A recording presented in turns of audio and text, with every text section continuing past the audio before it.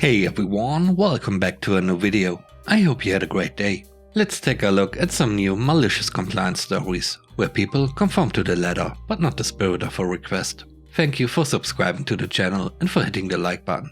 Today we have 5 great stories. If you enjoyed them, please subscribe and hit the like button. And now let's begin, shall we? The first story is called, Did You Get All of That? Years ago I worked part-time as a student for a certain car manufacturer. They gave me a work uniform which was fresh but unmarked and not much else. I added a clipboard and several new pens to my work uniform. I heard other students got fired for bad writing and cripping up all the documents, unable to be digitalized and fed into their system. My job is simple. If the car rolls towards me on the conveyor belt, I rearrange the cables in the correct position, make a note on my clipboard which part and car I had to rearrange, and that's it. So I kept going at it for weeks, often for 8 to 10 hours a shift, and the workers knew my face by now.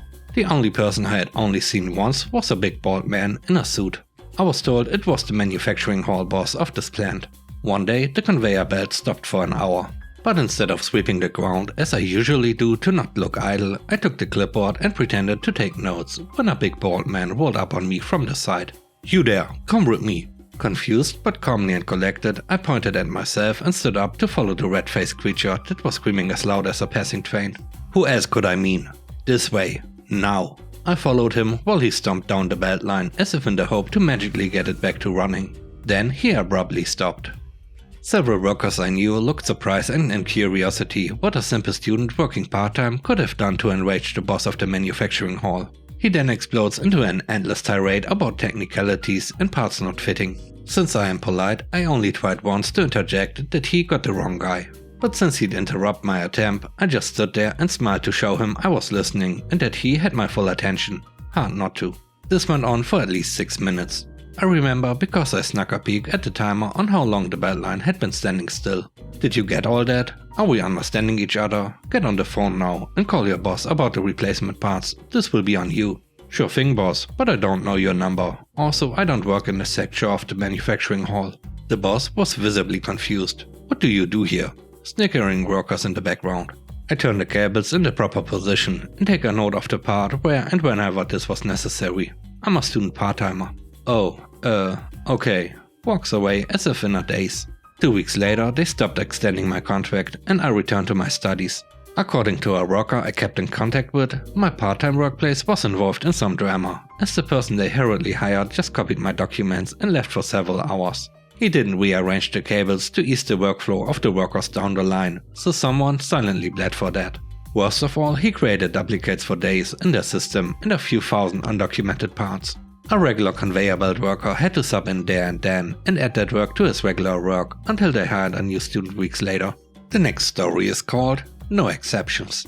I work in a law firm. My job is to prepare legal documents for our clients. We have one client who recently hired an expert to work as its new general manager, whom shall we call Mr. Know-It-All. We never had problems with the logistics with this client before he came along. His first order of business was to email us the following. As the new general manager of this company, I want all the legal documents being requested by our employees to go through me first. I know it's not the standard procedure in our company to copy furnish me when they email you, but do BCC me for every request they send you. All legal documents will now only be made or reviewed upon my approval. We initially complied with his instructions, but it takes days before he gave his approval. Now, I have been working with this client for over 5 years and I know what documents are time sensitive. So I drafted the urgent documents and BCC'd him with a note that states, "Kindly secure Mr. Know-It-All's approval prior to the execution of this document."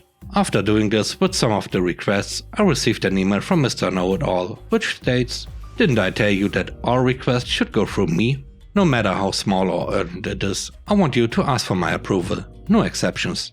Please do use the final document I sent you. I don't care about the legal parlance of your country. I want it worded my way. Also, I want all the emails sent by our employees to you printed and handed to me, including those made prior to my employment in the company." Now, onto the malicious compliance. What Mr. Know-It-All doesn't know is that contracts must be worded in conjunction with our laws. Authorization must contain words that use specific words required by the government agency you are dealing with, and so on. We also bill our clients per page, regardless of what it is. We consider it billable. I followed his instructions to the letter. You want every request, even if it's urgent, to go through you? Sure. You want contracts worded your way? Sure. You want authorization worded your way also? Sure. You want all the emails printed? Sure. The results? Contracts that are up for renegotiation and renewal were late or gets rejected by the other party due to Mr. Know-it-all's wording, and it cost the client some money. Some government agencies didn't honor some of the letters of authorization, which also cost the client some money. Printed emails also cost the client money. But one particular email I received a few minutes before I went home was worth the malicious compliance. We would like to request for the attached documents to be made. This will be used for Mr. Know-it-all's working visa. We weren't able to apply for his visa due to the lockdown. We only have until tomorrow to submit the documents. Knowing Mr. Know-it-all wouldn't reply to emails I sent him at least a day after, I request for his approval the next day. They ended up submitting the documents late, and Mr. Know-it-all got fined for it, but not enough for deportation. The client racked up a hefty bill for 1 month, but Mr. Know-it-all toned down after that. The third story is called The Complaining Neighbor. I have a Karen for a neighbor. She's a grumpy old woman with a live-in son in his 40s and no other family or friends. And when I say she's a Karen, we are talking to the point that she came into my property to yell at our landscaper about a boulder he was installing on our property. It was something about believing it would fall over onto more of our property. A few months after we moved in, we received a letter from the HOA saying they'd received complaints and asking that we make sure we are mowing, watering and maintaining. I chalked it up to moving into a nicer neighborhood and made an effort to mow twice a week instead of my normal once, added a little time to the sprinklers and figured all was good. Apparently it was not all good, as we received another letter stating the complaints had continued and the HOA wanted to talk with us to see what the problem was. I should note we had just moved in not that long ago and hadn't landscaped the backyard, so we are letting our dogs pee on the front at night, which leads to the inevitable patches of bright green grass that grows stupid fast. Now, I freely admit I don't keep my yard to the level of some of my neighbors, but it was in perfectly good shape outside some green spots in an otherwise average looking yard, and I do my best to keep things mowed and looking decent. Turns out Karen had taken real offense to this and started complaining to the HOA. The hearing ended up being mostly incoherent rambling, but the bottom line was she didn't like how our lawn looked with the green spots. While the HOA agreed this was not her business and definitely not theirs, I decided she was right and we should stop letting our dogs out in the front to pee, as I don't like the green spots. Now I put them on the leash and let them do their business in her yard, tree lawn. And I'm clearly not the only one, as her entire yard is now covered in pee spots and dead spots, and her actual lawn which my dogs don't step on. I'm pretty sure she's complained about everyone with a dog, and now the entire neighborhood takes the dogs to her yard. The best part, she actually does a bad job taking care of her lawn. Weeds and crabgrass everywhere, she just waters it almost non-stop. So today I got to report her to the HOA for her yard looking this bad. If it was any other house, they are much worse, I wouldn't care at all. But this lady wanted lawns without spots, so I'm just doing my part to enforce her rules. The next story is called, Is there someone else I can talk to? While I was putting myself through university, this was in the mid-2000s, I was working at a bicycle shop. I can honestly say it's the best place I have ever worked at. The owners treated their staff very well, and so the shop retained loyal, highly capable employees that made loads of high-end sales. But what was somewhat unusual for a male-dominated industry in the mid-2000s was that there was an equal number of male and female employees. And these women were definitely the most qualified people for the job. One was an engineer for a bike company, one was a highly successful free athlete and cross-country racer, and even one of the owners was a woman. Almost having an unrelated university degree meant that I was by far the least impressive woman working at this place. I just liked bikes. One day a man, maybe 50 to 60-ish, came into the shop. I was first on the scene. He said he was looking to buy a bike, and so I started going through the usual probing questions to determine what kind of bike he was looking for. Simple questions like, did he ride on the road or trails? Even the most incapable salesperson could use the answers to these questions to point this guy in the right direction. But he seemed highly resistant to talking to me or answering my questions. He finally said, is there someone else I could talk to? Maybe he just didn't like my sales approach, or maybe I seemed too young to be knowledgeable. But since he didn't even give me a chance to prove myself and seemed to be staring longingly at my busy male colleagues, I had a hunch that he didn't think a woman was capable of selling him a bike. So I smiled and said of course. Lucky for me, there weren't any idle male employees inside. So I grabbed one of the other women that I worked with, quietly letting her know my suspicion about this guy. Before I was even out of earshot, I hear this man agitatedly say, "I need someone else." Suspicion confirmed. So we purposely seek out yet another extremely capable female employee to help this man. When he sees her approach, he shouts, "Just let me speak to your manager."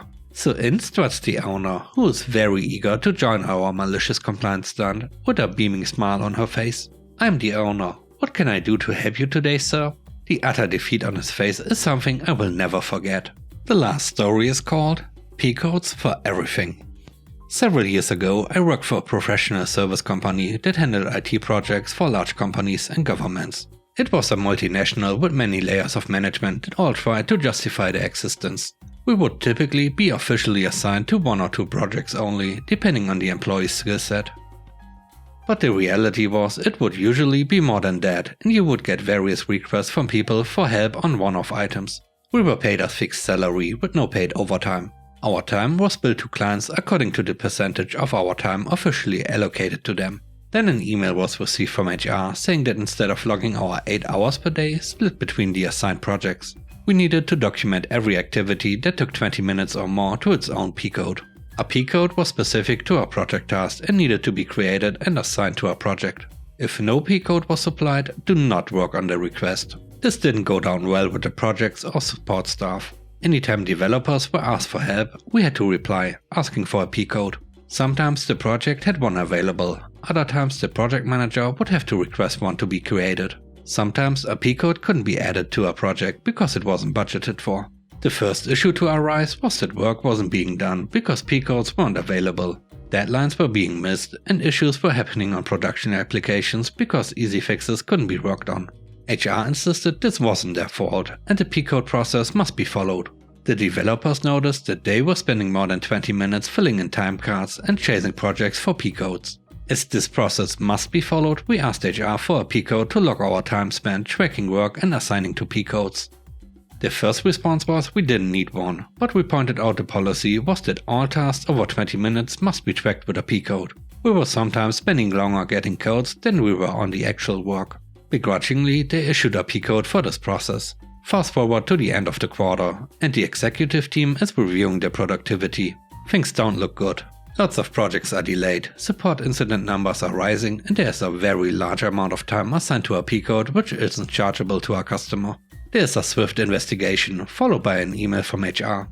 P-codes are no longer needed, just log your time based on your allocation to our project. And now it's your time to shine. Let me know what you think about the stories. On a scale of 1 to 10, how would you rate the stories? I hope you enjoyed today's video, and I hope you have a great day. Stay safe. Bye bye.